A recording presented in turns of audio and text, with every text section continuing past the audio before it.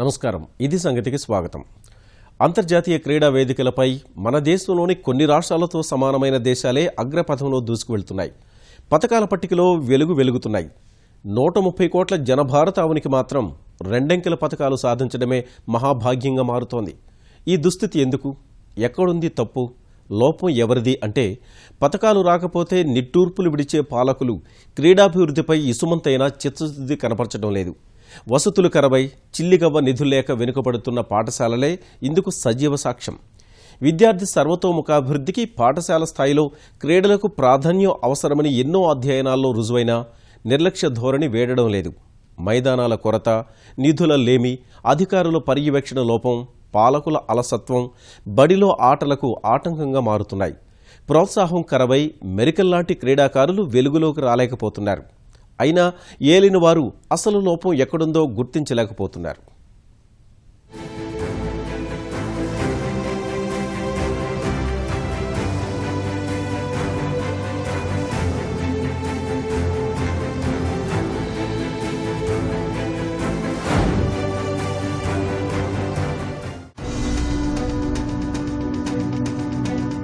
పతకాలు గెలిచాక మేమంటూ ముందుకొస్తారు. పోటీలకు వెళ్లే ముందు ఎలాంటి సహకారం లభించదు. మన గడ్డ మీద కోహినూరు వజ్రాలకు కొదవలేదు. సానబెట్టే యంత్రాంగం కరువైంది. ప్రతిభతో క్రీడారంగానికి వన్నె తెచ్చిన ప్రముఖ క్రీడాకారులు ఏదో ఒక సమయంలో చేసిన వ్యాఖ్యలివి.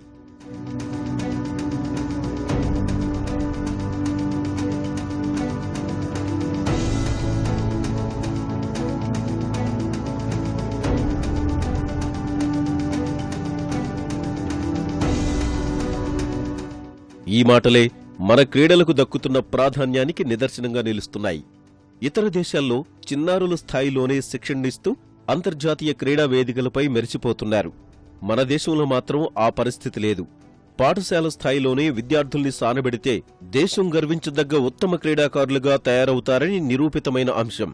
పసి వయసులోనే వారి ప్రతిభను గుర్తించి ఆయా క్రీడలకు ఎంపిక చేసి నైపుణ్యం అందిస్తే అంతర్జాతీయ స్థాయిలో మెరుపులు మెరిపిస్తారు. ప్రపంచ స్థాయిలో పతకాల పంట పండిస్తారు. కాని దురదృష్టవశాత్తు అలాంటి పాఠశాల క్రీడల పట్ల నిర్లక్ష్య ధోరణి అధికమైంది.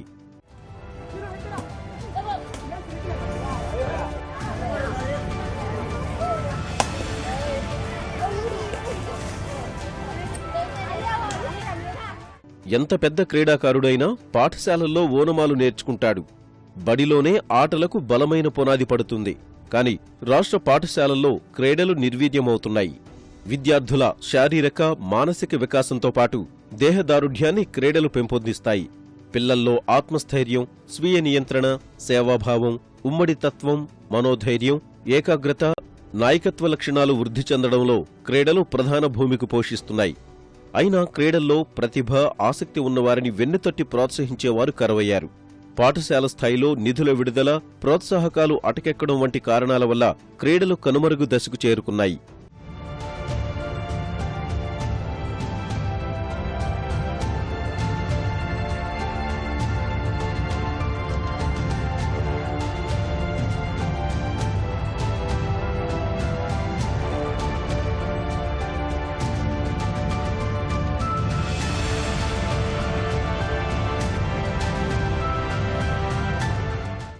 రెండు 2014లో నూతన పాఠ్యాంశ బోధన విధానం అమల్లోకొచ్చాక పాఠశాలల్లో క్రీడలు ఊసే వినిపించడం లేదు. పాఠశాలల్లో క్రీడాభివృద్ధికి విడుదలైన అనేక ఉత్తర్వులు బుట్టదాఖలవుతున్నాయి. రోజూ ఉండాల్సిన వ్యాయామ పీరియడ్కు కోత కోశారు. నిధులు, క్రీడా పరికరాలు అందించడం లేదు. మైదానాల ఏర్పాటులో ఉదాసీనంగా వ్యవహరిస్తున్నారు. పాఠశాల నుంచి జాతీయ స్థాయి క్రీడా పోటీల్లో పాల్గొనే క్రీడాకారులకు కనీసం టీఏ చెల్లించడం లేదనే విమర్శలు ఉన్నాయి. క్రీడల్ని ప్రోత్సహించాలన్న ఉద్దేశంతో తెచ్చిన 74 జీవోను అటకెక్కించారు. పాఠశాల స్థాయిలో క్రీడా విద్య కునారిల్లడానికి ఇలాంటి మరెన్నో కారణాలు. ఈ పోకడల వల్ల గ్రామీణ నిరుపేద విద్యార్థులు పూర్తి స్థాయిలో క్రీడల్లో వెనుకబడుతున్నారు. మా పిల్లలు ఎవరు సెలెక్ట్ అయినా టీచర్లందరూ చందాలు వేసుకొని వాళ్ళని టోర్నమెంట్లకు తీసుకుపోయి రావడానికి సహకారం అందిస్తున్నారు. ఎటువంటి క్రీడలకంటూ స్కూల్ గేమ్స్ ఆడించడం కానీ, వివిధ అసోసియేషన్ మీటింగ్కి పంపించడానికి కానీ ఎటువంటి ఆర్థిక పరమైన అంశాల్లో ప్రభుత్వం నుంచి ఎటువంటి చేయూత లేదు ప్రభుత్వ పాఠశాలలోని విద్యార్థులకు.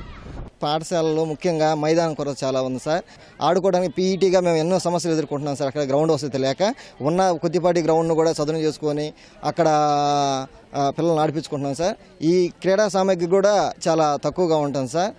దేశీయంగా పాఠశాలల్లో ఆటల అభివృద్ధిపై రాష్ట్రాలు దృష్టి పెట్టాలని 1987లోనే కేంద్ర ప్రభుత్వం పిలుపునిచ్చింది.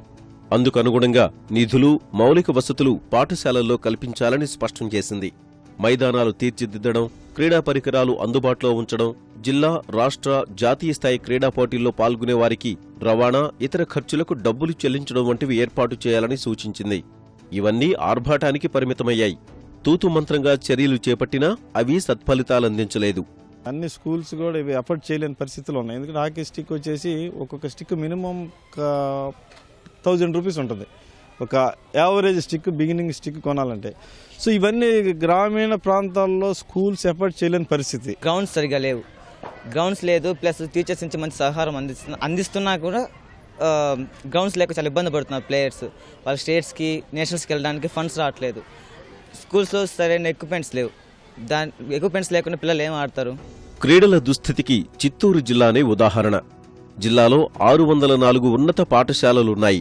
ఇందులో 3.5 లక్షల మంది విద్యార్థులున్నారు. వారిలో 100 మంది కూడా రాష్ట్ర స్థాయి క్రీడలకు ప్రాతినిధ్యం వహించడం లేదు. జిల్లాలో 604 ఉన్నత పాఠశాలల్లో 400 విద్యాలయాలు కూడా జోనల్, జిల్లా స్థాయి పోటీలకు హాజరు కావడం లేదు. ఈ 100 మందిలో 80% మందికి బూట్లు ఉండడం లేదు. Kabaddi, hockey, volleyball, shuttle badminton, judo, boxing, వివిధ అథ్లెటిక్స్లో మంచి ప్రతిభ ఉన్న క్రీడాకారులు ఉన్నారు. పోటీల్లో పాల్గొనేందుకు కనీస ఖర్చులు కూడా ప్రభుత్వం నుంచి అందడం లేదు. ఇంకా మేము స్టేట్కి వెళ్ళినప్పుడైతే వాళ్ళు మనీ ఇవ్వరు, మెటీరియల్స్ ఇవ్వరు, షూ ఇవ్వరు, ఏమి ఇవ్వరు. మా పీటీ సార్ ఉన్న దగ్గర మా పీటీ సార్ ఇప్పిస్తారని.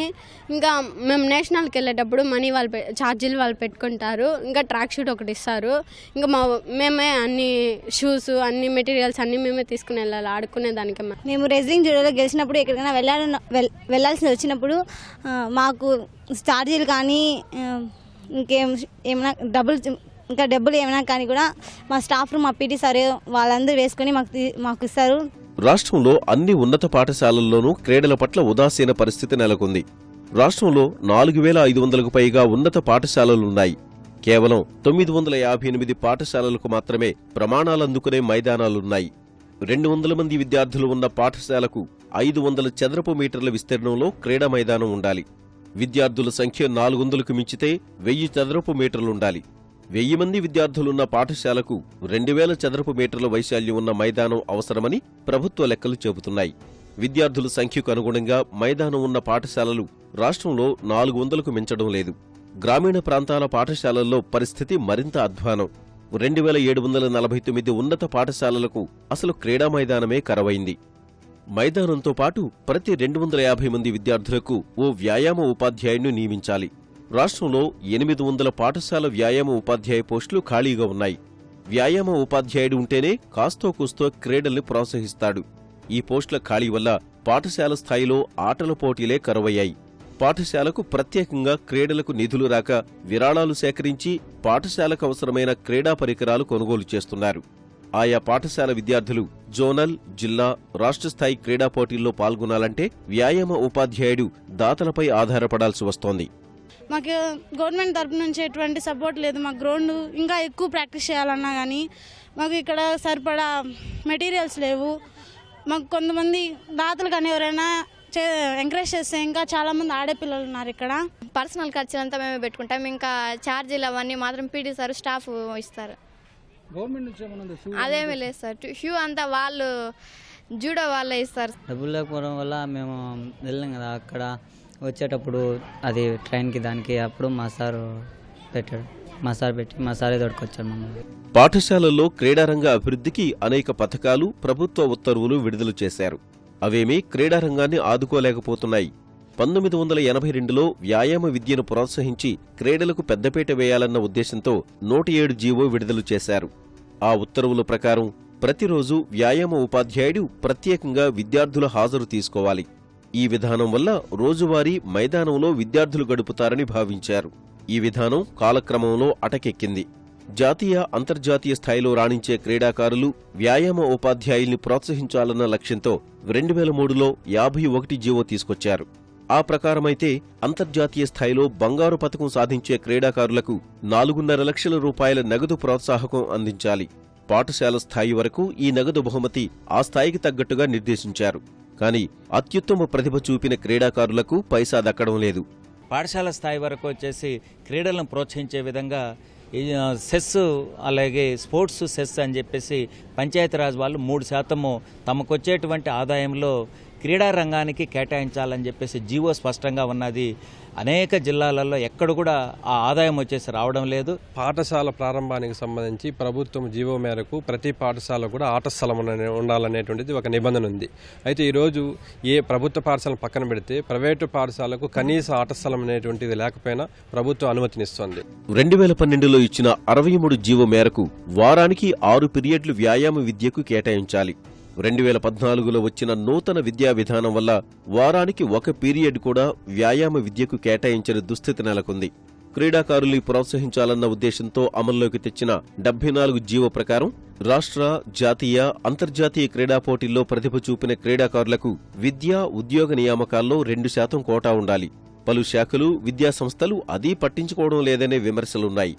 ఎవరైనా విద్యార్థులు వారంతటా వారు డబ్బు పెట్టుకొని వాళ్ళు ఎదిగొస్తే తప్ప ఎక్కడైనా క్రీడలో రాణిస్తున్నారు తప్ప ప్రభుత్వ పాఠశాలల్లో కానీ లేదా ప్రైవేటు పాఠశాలలో చదువుకున్నటువంటి పిల్లలు ఎవరు కూడా స్వతహాగా ప్రభుత్వ ప్రోత్సాహంతో వాళ్ళు పైకి వచ్చేటటువంటి పరిస్థితులు అయితే ఎక్కడా లేవు. ఏ నగరంలో చూసినా, ఏ పట్టణంలో చూసినా అపార్ట్మెంట్లో కార్పొరేట్ పాఠశాలలు నడుస్తున్నాయి. అది ప్రభుత్వ పాఠశాలల్లో అయితే సహజ సిద్ధంగా ఉన్నటువంటి చెట్లు, వాతావరణ, గ్రౌండ్ అంతా కూడా కనిపిస్తూ ఉంటే ప్రైవేటు, కార్పొరేట్ పాఠశాలల్లో గోడలపైన చెట్ల బొమ్మలు వేశారు.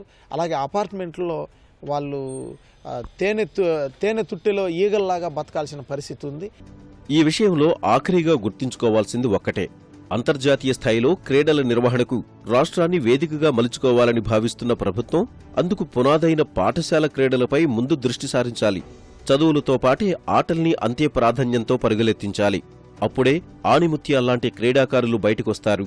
రాష్ట్ర క్రీడారంగం వెలుగులీనుతుంది. ప్రపంచంలో అతిపెద్ద ఆయుధ దిగుమతిదారుగా ఉన్న భారత్ ఇప్పుడు ఎగుమతులపై దృష్టి సారించింది. కారణం, ఆయుధ సంపత్తిలో స్వయం సమృద్ధి సాధించడం ఎంత అవసరమో ఆయుధాల ఎగుమతి దిశగా ఎదగడమూ అంతే ముఖ్యమని గుర్తించడమే. ప్రస్తుతం ఆయుధాల ఎగుమతిదారుగా మారేందుకు దక్షిణ చైనా సముద్ర వివాదము ఓ కారణమైనప్పటికీ నిజానికి ఆయుధాల ఉత్పత్తిలో స్వావలంబన సాధించడానికి ఎప్పటినుంచో ప్రయత్నాలు జరుగుతున్నాయి. ఇప్పుడు ఆ అవసరం రానే వచ్చింది. దక్షిణ చైనా సముద్రం వివాదం, వాటితో సంబంధమున్న చిన్న దేశాలు మన వైపు చూడడం ప్రారంభించాయి. చిన్న దేశాలకు ఆయుధ సంపత్తిని అందించే దిశగా వ్యూహాత్మక అడుగులు పడుతున్నాయి. అసలెంతకీ భారత్ ఆయుధ ఎగుమతిదారుగా ఎదిగేందుకు చేస్తున్న ప్రయత్నాలు ఫలితాలిస్తాయా? రక్షణ వ్యయంలో 60% ఆయుధాల దిగుమతికే వెచ్చిస్తున్న మన దేశానికి ఎగుమతి చేసే సత్తా ఉందా?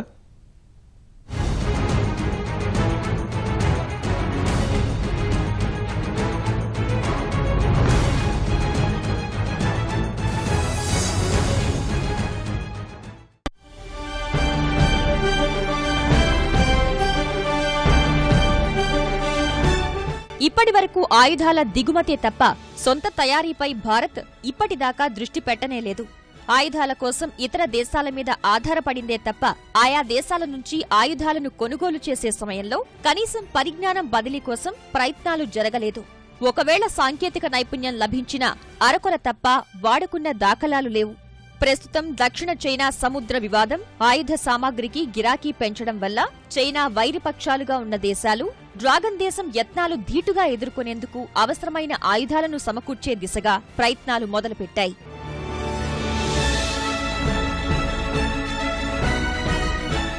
ప్రధానంగా ఫిలిప్పీన్స్ అత్యవసరంగా తన నావికా బలగాన్ని బలోపేతం చేసుకోవడంపై దృష్టి సారించింది. వియత్నాం క్షిపణి ప్రయోగ సామర్థ్యాన్ని సమకూర్చుకుంటోంది. ఈ దేశాలన్నీ ఇప్పుడు భారత్ వైపు చూస్తున్నాయి. అందుకు అనుగుణంగా భారత్ కూడా ఆయా దేశాలకు ఆయుధాలు సరఫరా చేసేందుకు సిద్ధమవుతోంది. ఆయుధ సామాగ్రిని దిగుమతి చేసుకోవడం తప్పించి ఎగుమతుల మాటే ఎరుగని భారత్ ఇప్పుడు ఒక్కసారిగా ఆయుధాల అమ్మకానికి ఆసక్తి ప్రదర్శించడం వెనుక కారణాలున్నాయి. భారతదేశం ఇంటర్వెన్షన్ వరకు వస్తే, ఫర్ ఎగ్జాంపుల్ వియట్నాం భారతదేశం మీద కొన్ని విషయాలు ఆధారపడుతుంది. మన ఓఎన్జీసీ విదేశ్ ఆయిల్ ఎక్స్ప్లోరేషన్ అనేది ఈ వన్ ఆఫ్ ద ఐలాండ్స్లో మరి పెట్రో వియట్నాం అనే వియట్నాం కంపెనీతో కలిసి ఆయిల్ డ్రిల్లింగ్ అక్కడ చేస్తూ ఉంది. మరి దీన్ని కాపాడాల్సిన బాధ్యత భారతదేశంపై ఇండియన్ నేవీకి ఉంది. కాబట్టి వియట్నాంని వెపన్స్ పరంగా స్ట్రెంథన్ చేయాల్సినటువంటి బాధ్యత భారతదేశంపై ఉన్నది. అదే కాకుండా expanding trade with ASEAN countries, ఈ ఆసియాన్ దేశాలన్నిటితో కూడా ట్రేడ్ రిలేషన్స్ బాగా ఊపందుకున్న నేపథ్యంలో మనం ఖచ్చితంగా వాటి ఇంట్రెస్ట్ను కూడా ప్రొటెక్ట్ చేయాల్సినటువంటి అవసరం ఉంది. ఎందుకంటే చైనా ఇక్కడ చేస్తుంది దౌర్జన్యం. రక్షణ రంగంలో స్వావలంబన సాధించాలనే తపనతో ప్రస్తుత సర్కార్ ఆయుధ తయారీకి అత్యధిక ప్రాధాన్యమిస్తోంది. ఎగుమతుల గురించి ఆలోచిస్తోంది. తగ్గట్టే భారత్లో తయారీ నినాదం ఇప్పుడు రక్షణ రంగంలో ఎంతో కీలకంగా మారింది. వ్యూహాత్మకంగా, భద్రతాపరంగా ద్వైపాక్షిక సంబంధాలు బలోపేతం చేసుకునే దిశగా చూసినా ఆయుధ తయారీలో స్వయం సమృద్ధి సాధించడం దేశానికి ఎంతో అవసరం. అందుకే రక్షణ ఉత్పత్తుల ఎగుమతులకు భారత్ను కేంద్రంగా మార్చే దిశగా ప్రభుత్వం కసరత్తు చేస్తోంది. ఆ దిశగా ఇప్పటికే రక్షణ రంగంలో విదేశీ ప్రత్యక్ష పెట్టుబడుల్ని 100% పెంచడం, రష్యా వంటి దేశాలు ఇప్పటికే భారత్లో తయారీ అంశంపై చురుగ్గా పనిచేస్తూ ఉండడం సానుకూల పరిణామంగా కనిపిస్తోంది. దేశంలోనే ఆయుధాలను తయారు చేయడం, వాటిని చిన్న దేశాలకు అందించడం ద్వారా వాటితో మంచి సంబంధాలు నెలకొల్పుకోవచ్చని భావిస్తోంది భారత్. రక్షణ ఉత్పత్తుల ఎగుమతులు వ్యూహాత్మకంగానూ ఎంతో కీలకం కానున్నాయి. భారత్ చుట్టూ పట్టు బిగించేందుకు చైనా చేస్తున్న ప్రయత్నాలను అడ్డుకునేందుకు ఉపయోగపడుతుంది. స్వీడన్లోని Stockholm international peace research institute SIPRI సమాచారం ప్రకారం 2011 నుంచి 2015 మధ్య కాలంలో ప్రపంచవ్యాప్తంగా ఆయుధాలను దిగుమతి చేసుకున్న దేశాల్లో మన దేశమే ముందుంది. ప్రపంచవ్యాప్తంగా ఈ కాలంలో నమోదైన ఆయుధ వర్తకంలో 15% వాటా మన దేశానిదే. చైనా దిగుమతులతో పోలిస్తే 3 రెట్లు ఎక్కువ. చిన్న చిన్న ఆయుధాలు, ఆయుధ సామాగ్రి నుంచి అత్యాధునిక యుద్ధ విమానాలు, విమాన వాహన నౌకల వరకు అన్ని రకాలైన ఆయుధాలను దిగుమతి చేసుకునే స్థితిలో మన దేశం ఉంది. ఇటువంటి పరిస్థితుల్లో ఎగుమతులపై దృష్టి సారించడం ఆశ్చర్యం కలిగించేదే అయినా ఆయుధ ఎగుమతిదారుగా ఎదిగేందుకు ఉన్న అవకాశాలు ఉన్నాయి. 2019 నాటికి రక్షణ ఉత్పత్తుల దిగుమతులను 40% తగ్గించడం లక్ష్యమని కేంద్రం చెప్తూ ఉండడం రక్షణ ఉత్పత్తుల తయారీ అంశం ఎంత ప్రతిష్టాత్మకంగా మారిందో అర్థం చేసుకోవచ్చు.